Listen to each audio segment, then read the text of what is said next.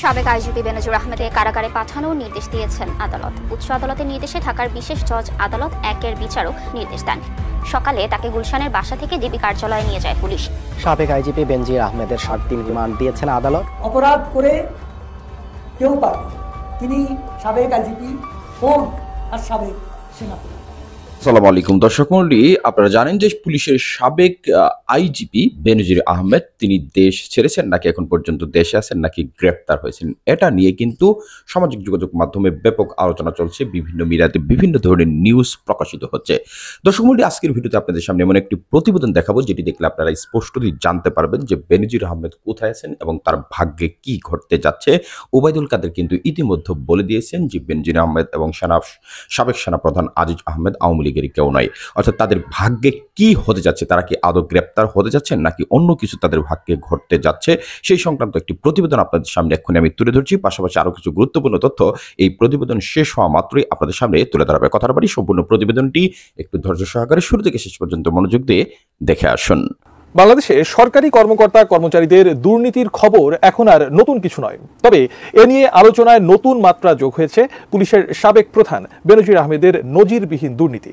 সাবেক এই আইজিপি ও তার পরিবারের সদস্যদের নামে বেনামে থাকা অঢেল সম্পদের খোঁজে নেমেছে দুদক।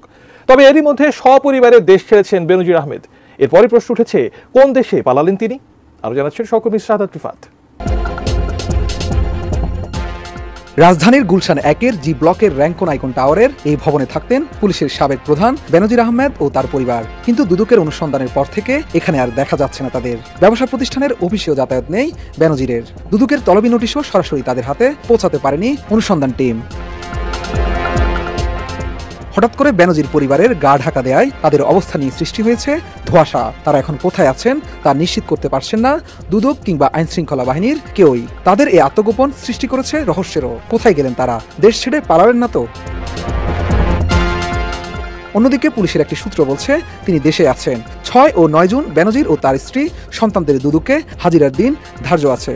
আর বেনজির পরিবারের দেশ ত্যাগে নিষেধাজ্ঞা চেয়ে আবেদন করেছে সুপ্রিম কোর্টের আইনজীবী ব্যারিস্টার ওমর ফারুক। তার ঘনিষ্ঠ কয়েকটি সূত্রে জানা গেছে স্ত্রীর চিকিৎসাজনিত কারণে পরিবার নিয়ে বিদেশে অবস্থান করছেন বেনজির। তবে তার দেশ ত্যাগের বিষয়টি সরকারি কোনো সূত্র নিশ্চিত করেনি। বিরোধী দলের নেতৃবৃন্দ সহ অনেকে বলছেন দেশ ছেড়ে পালিয়েছেন সাবেক এই পুলিশ কর্তা। তাহলে দেশ ছেড়ে কোথায় গিয়ে অবস্থান নিয়েছেন বেনজির আহমেদ, তা নিয়েও শুরু হয়েছে জল্পনা কল্পনা।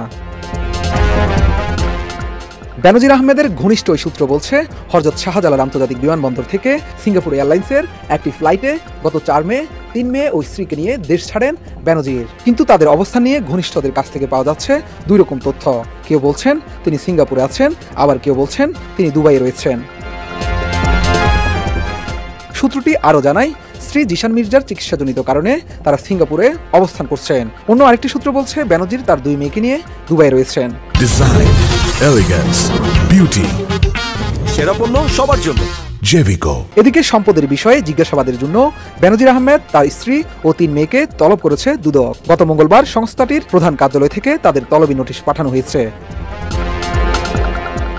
এর মধ্যে বেনজির আহমেদ ও তার পরিবার ব্যাংক অ্যাকাউন্ট জব্দের আগেই টাকা সরিয়ে নিয়েছেন কিনা তা নিয়েও সংশয় তৈরি হয়েছে। দুদকের দেয়া তথ্যের ভিত্তিতে গত 23 মে তাদের অ্যাকাউন্ট জব্দের আদেশ দেন আদালত। বেনজিরের সম্পদের বিষয়ে যেসব সরকারি সংস্থা খোঁজ রাখছে তাদের মধ্যে একজন ঊর্ধ্বতন কর্মকর্তা গণমাধ্যমকে বলেন গত সপ্তাহে তার অ্যাকাউন্টগুলো শূন্য করে ফেলা হয়েছে। এর আগের অভিজ্ঞতা থেকে দেখা গেছে যখনই কেউ বুঝতে পারেন তাকে ধরার চেষ্টা চলছে তখনই তিনি টাকা সরিয়ে ফেলেছেন। অবশ্য টাকা তুললেও নগদ রেখেছেন নাকি অন্য কারো অ্যাকাউন্টে জমা করেছেন তা বের করা সম্ভব।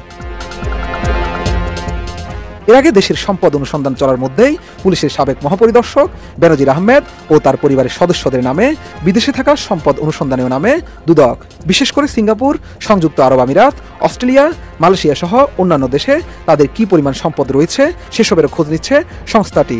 সরকারের পক্ষ থেকেও বলা হচ্ছে দুর্নীতির সাথে জড়িত কাউকে ছাড় দেওয়া হবে না। দর্শক মণ্ডলী, আপনারা এতক্ষণ ধরে কিন্তু একটি প্রতিবেদন দেখে এসেছেন। এ পর্যায়ে আমি মানবজমিন থেকে একটি রিপোর্ট পড়ে শোনাচ্ছি। এখানে বলা হচ্ছে স্পেনের সেকেন্ড হোম তুরস্কের নাগরিকত্ব, অর্থাৎ বেনজির আহমেদের স্পেনে একটা সেকেন্ড হোম রয়েছে এবং তুরস্কের নাগরিকত্ব রয়েছে। প্রতিদিনই নতুন নতুন সম্পদের তথ্য আসছে। সাবেক আইজিপি বেনজির আহমেদের দেশের জ্বালায় জ্বালায় রয়েছে তার জমি। রিসুট ব্যাংক পুঁজিবাজারে ছড়িয়ে রেখেছিলেন অর্থ। সম্পদ জব্দ করার আজ পেয়ে আগেই সরিয়ে নিয়েছেন অনেক অর্থ। নিজের অঢেল অর্থ সম্পদের তথ্য গোপন এবং সহজে অবৈধ কর্মকাণ্ড চালিয়ে যেতে সরকারি পাসপোর্ট ব্যবহার করেননি কখনো। তথ্য গোপন করে সাধারণ পাসপোর্ট নিয়ে ঘুরছেন দেশ বিদেশে, সম্পদও করেছেন দেশে দেশে। অবসরে যাওয়ার পর তুরস্কের নাগরিকত্ব নিয়েছেন 5 কোটি টাকায়।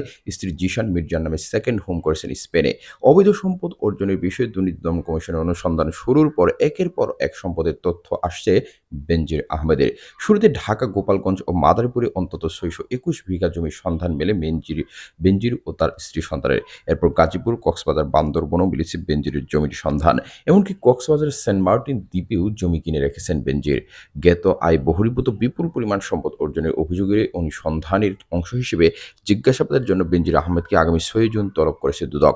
একই অভিযোগে 9 জুন তার স্ত্রী ও 2 মেয়েকেও জিজ্ঞাসাবাদের জন্য তলব করেছে দুদক। দেশ ছেড়ে চলে যাওয়ার বেনজির ও তার স্ত্রী সন্তানের হাজিরার বিষয়টি অনিশ্চিত। কেউ বলছেন তিনি সিঙ্গাপুরে আছেন, আবার কেউ বলছেন দুবাইয়ে, তুরস্কেও থাকতে পারেন তিনি।